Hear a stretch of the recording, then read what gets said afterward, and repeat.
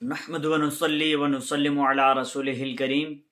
اما بعد فاعوذ باللہ من الشیطان الرجیم بسم اللہ الرحمن الرحیم۔ میں نے کل جو بیان اپلوڈ کیا قضاء عمری کے حوالے سے، تو کسی نے سوال کیا کہ ہم قضا نمازوں کو کس طرح ادا کریں۔ تو جن کی نمازیں قضا ہو گئی ہیں، سب سے پہلے تو انہوں نے اگر جس نے اپنی قضا نمازیں ادا کرنی ہیں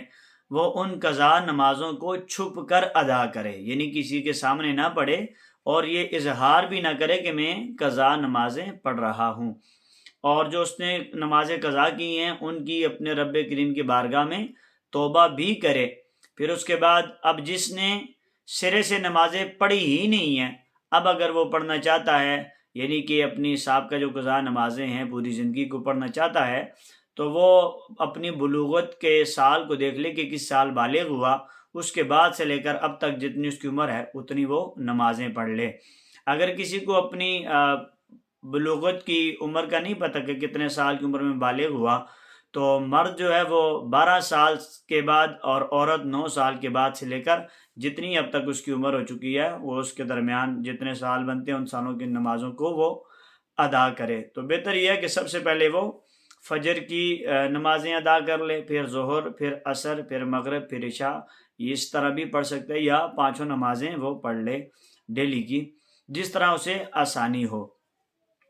تو قضا نمازوں کے حوالے سے ایک چیز یہ بھی ہے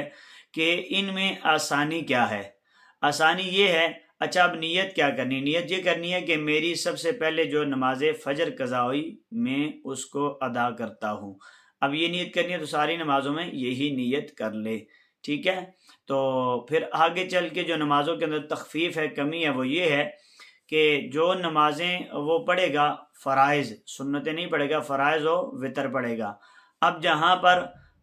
رکوع کی تسبیح ہے سبحان ربی العظیم، اور جہاں سجدے کی تسبیح سبحان ربی الاعلی، تو یہاں پر وہ 3 مرتبہ پڑھنے کی بجائے ایک بار پڑھ لے۔ لیکن یاد رکھیے گا کہ اللہ اکبر، سمع اللہ لمن حمدہ، ربنا ولک الحمد، یہ کلمات پورے ادا ہونے کے بعد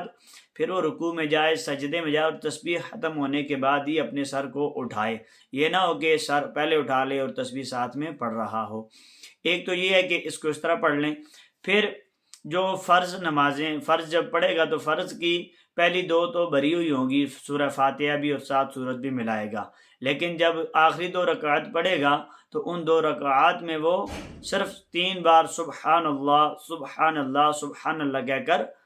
رکوع میں چلا جائے۔ ایک یہ آسانی ہے دوسری نمازوں کے اندر۔ پہلے یہ کہ رکوع اور سجدے کی تسبیح میں 3 بار پڑھنے کے بجائے ایک بار پڑھ لے، اور یہ کہ یہ ترتیب ہمیشہ رہے۔ اور دوسرا یہ ہے کہ فرضوں کی تیسری چوتھی رکعت میں صرف سبحان اللہ سبحان اللہ سبحان اللہ 3 بار پڑھ کے رکوع میں چلا جائے۔ اور یہ ہے کہ چوتھی جب رکعت کے بعد وہ قعدہ میں بیٹھے گا تو وہ عبدہ و رسولہ کے بعد اللہم صلی علی محمد و آلہ یہاں تک پڑھ کے وہ سلام پھیر لے تو اس کی نماز ادا ہو جائے گی۔ اور تیسرا یہ ہے کہ جب وہ وتر پڑھے تو وتر میں دعائے قنوت کی جگہ جب ہاتھ اٹھانے پڑتے ہیں تو جب کسی کے سامنے پڑھ رہا ہے تو ہاتھ نہ اٹھائے، اور دوسرا دعائے قنوت پڑھنے کے بجائے رب اغفر لی رب اغفر لی رب اغفر لی 3 بار پڑھ کے سجدے میں رکوع میں چلا جائے، تو اس طرح یہ تیسری ایک آسانی ہو جائے گی۔ تو یہ تھی قضا نمازوں کو ادا کرنے کا آسان طریقہ تھا جو میں نے آپ کے سامنے بیان کیا کہ اس کو اس طرح ادا کریں۔ جو ہماری قضا نمازیں ہیں ان کو اس طرح ہم آسانی کے ساتھ ادا کر سکتے ہیں۔ تو آسانی یہ ہے کہ پہلے ساری فجر پڑھ لیں، پھر ساری ظہر، پھر ساری عصر، پھر ساری مغرب، پھر ساری عشاء، ایسے کر کے ہم نے اپنی قضا نمازوں کو ادا کرنا۔ اور یاد رکھیے گا یہ جو ہم نے قضا کی تھی ان کی اپنے رب کریم کی بارگاہ میں توبہ بھی کرنی ہے کہ یا اللہ ہماری ان جو ہم نے قضا نمازیں کی تھی، ہماری ان نمازوں جو قضاؤں کا گناہ ملا ہے، اللہ ہمارے ان گناہوں کو بھی معاف فرمائے۔ اب آخر میں ایک چیز یہ بھی تھی کہ جو نمازیں اس کی سفر میں قضا ہوئی ہیں وہ قصر ہی قضا کرے گا، یعنی کہ سفر میں اگر اس کی ظہر ہوئی، عصر ہوئی، عشاء ہوئی تو وہ 4 کی جگہ 2 فرض ہی پڑھے گا، یعنی کہ جو نمازیں اس کی سفر میں قضا ہوئی ہیں، یعنی قصر قضا ہوئی ہیں، تو اب وقت اقامت میں اب وہ ادا کرنا چاہتا ہے تو ان کو پوری نہیں بلکہ قصر ہی قضا کرے گا، یعنی کہ اب وہ 4 نہیں بلکہ 2 ہی پڑے گا جو سفر میں اس کی قضا ہو گئی ہیں، اور جو وقت اقامت میں جو اس کی قضا ہوئی ہیں وہ تو پوری پڑھنی، لیکن جو سفر میں قضا ہوئی ہیں وہ قصر ہی قضا کرنی ہے۔ تو یہ تھا